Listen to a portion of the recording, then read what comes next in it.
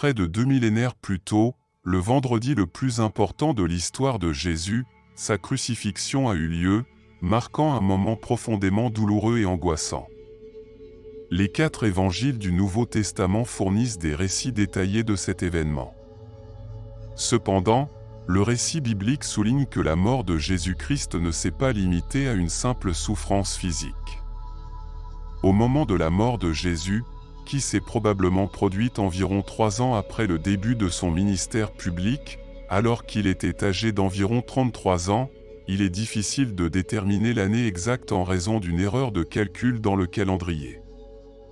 Ce décalage implique une différence de 4 à 6 ans, ce qui suggère que Jésus est né entre 6 et 4 avant Jésus-Christ et qu'il est décédé entre 27 et 29 après Jésus-Christ.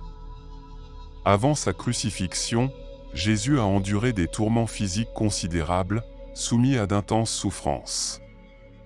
Sa mort a eu une profonde signification spirituelle, transcendant le domaine physique.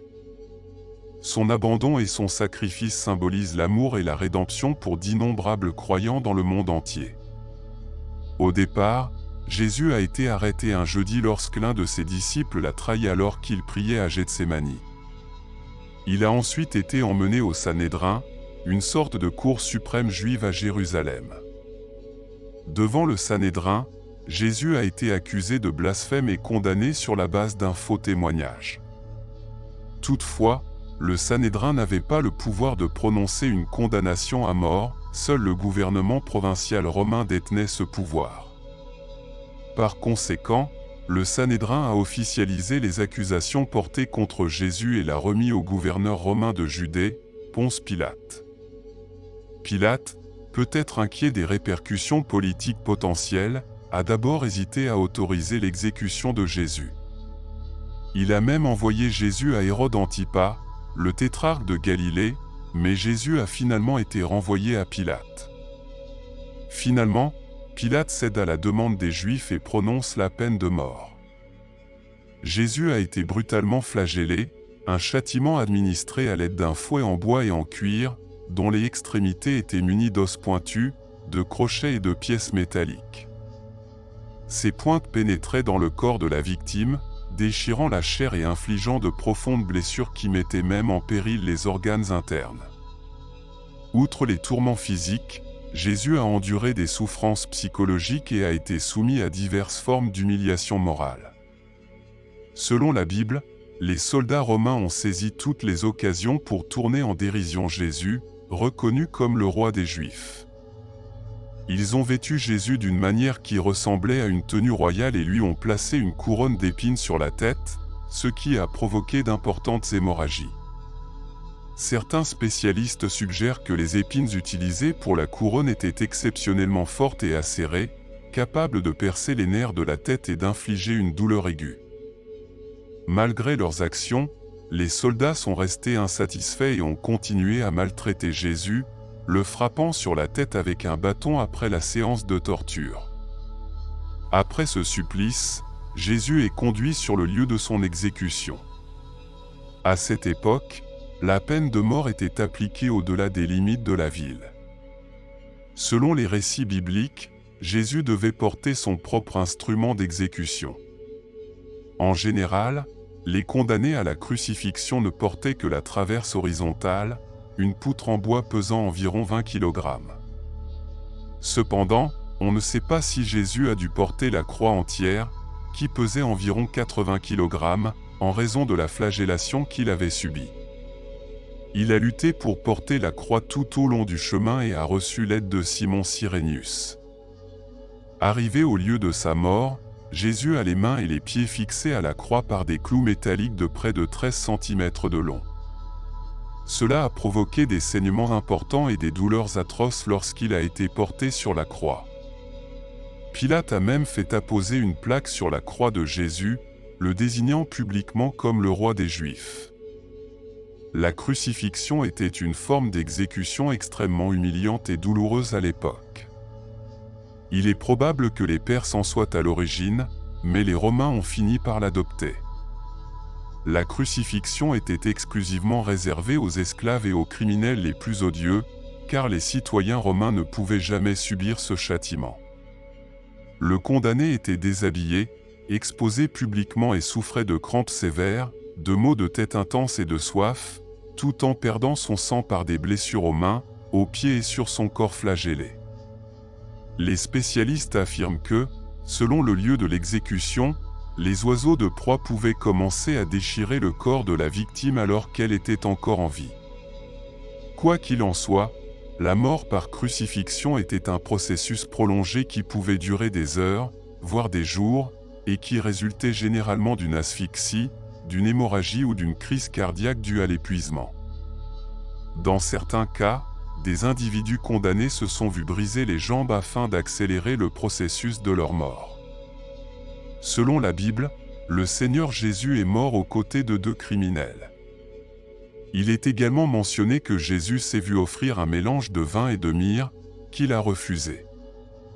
Alors qu'il était déjà crucifié, les soldats lui ont présenté du vinaigre sur une éponge. Jésus a enduré environ 6 heures de souffrance, de 9 heures du matin à 3 heures de l'après-midi. Des personnes proches de lui, dont sa mère et d'autres femmes qui avaient participé à son ministère, ont été témoins de son décès.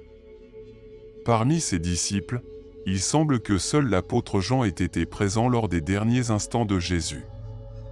Alors que certains s'affligent de la mort de Jésus, d'autres continuent à l'insulter. Alors qu'il était sur la croix, Jésus a prononcé au moins cette phrase significative qui soulignait sa complète humanité, sa divinité et le but de son œuvre rédemptrice lors de la crucifixion.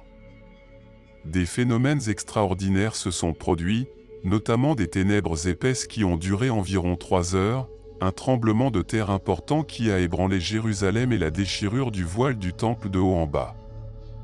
Psychologiquement, il est impossible de déterminer avec certitude la cause de la mort de Jésus, qu'il s'agisse d'une asphyxie, d'une crise cardiaque ou d'un choc hémorragique. On sait cependant qu'elle est survenue peu de temps après qu'il eut remis son esprit au Père. Par ailleurs, certaines personnes ayant assisté à la crucifixion ont compris que Jésus-Christ était bien le Fils de Dieu. Pour confirmer la mort de Jésus, un soldat a transpercé son corps avec une lance, ce qui a fait couler du sang et de l'eau. Comme personne ne devait rester sur la croix pendant le sabbat, le corps de Jésus a été descendu le vendredi même pour être enterré. Contrairement à d'autres condamnés, le corps de Jésus a été préservé et placé dans un tombeau neuf d'où il est ressuscité le 3e jour. Néanmoins, il est essentiel de saisir la véritable signification de la mort de Jésus.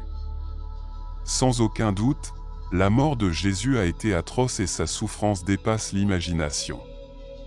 Cependant, avant et après lui, d'autres ont été crucifiés.